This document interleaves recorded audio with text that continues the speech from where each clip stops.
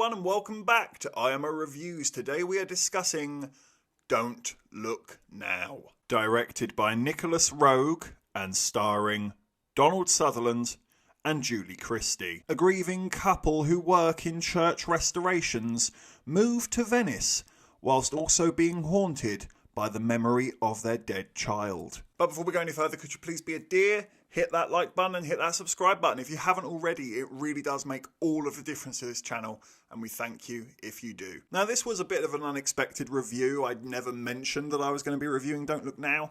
The only reason it's here is because this film has strangely popped up on my radar quite a few times in the last few weeks. Mark Commode, All Hail the King, he was talking about it very recently and giving it very lavish praise. Pulp Kitchen, a movie podcast that I really enjoy and do recommend to all of you as well, also came up on one of their podcasts recently, as well as it just randomly popping up in conversations in real life with other people. And when a film I haven't seen pops up like that so consistently in my life, I feel like I have to check it out. It almost feels like a sign. And I'm really glad that I did, because oh my god, is this movie something to talk about. The obvious standout to me in this movie is the editing. It is outstanding. It's a perfect example of showing, not telling. And because of that, the writing is really sharp. You can really tell that they've gone through every single word here with a fine-tooth comb, and they only keep exactly what is needed to tell this story properly. Any clues or suggestions as to what might be going on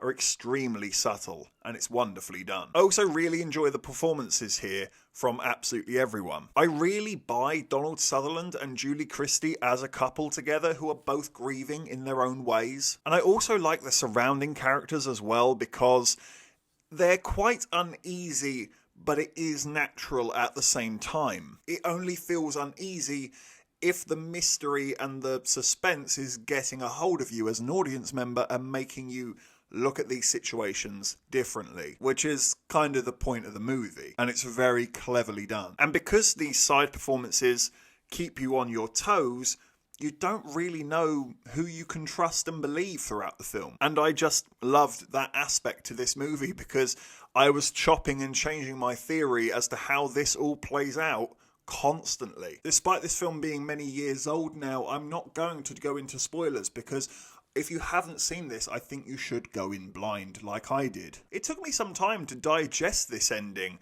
I don't feel like I really got it until I was laying in bed that night, staying awake because I was still trying to put this all together and make sense of it. But as soon as those puzzle pieces fell into place, it was like, oh. And I love movies that do that to you.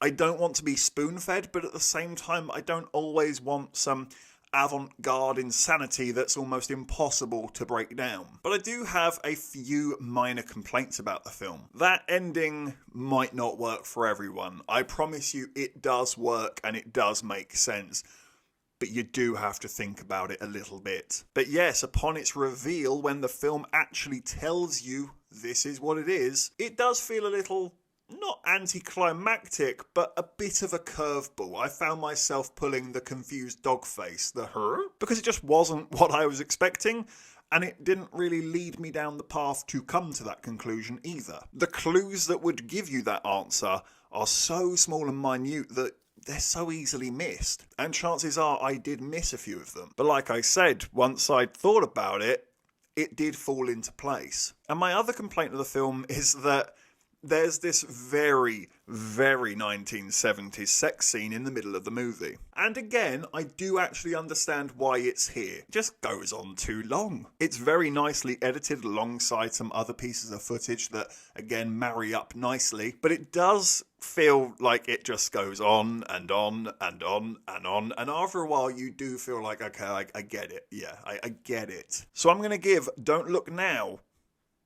a 9 out of 10. This is a first time watch for me, and I was absolutely blown away at how good this movie really is. I found it really inspiring, actually. As somebody who wants to make film in the future, This was just a huge textbook of filmmaking in my eyes. Looking at the shots that they used, looking at their editing options, looking at their sound design. It is the actual craftsmanship of the movie that I adore. I mean, it might already be, I don't know myself, but I do think this film should be studied in screenwriting classes. I think it'd be so rich and you'd learn so much from it. It's worth its weight in gold in that regard. The setup is perfect. The character development is perfect. The mystery is intriguing and you actually care and you're invested. Believe it or not, it's harder to write these things and do it well than you might think. Whereas Don't Look Now not only makes it look easy, but it feels like a great example to look at and follow and learn from. Thank you for watching this review. Please be sure to hit that like button and hit that subscribe button if you haven't already. And please do hit the comment section as well. Have you seen Don't Look Now? What did you think about it? Let me know in the comment section below. Take care, and I look forward to seeing you on the next review.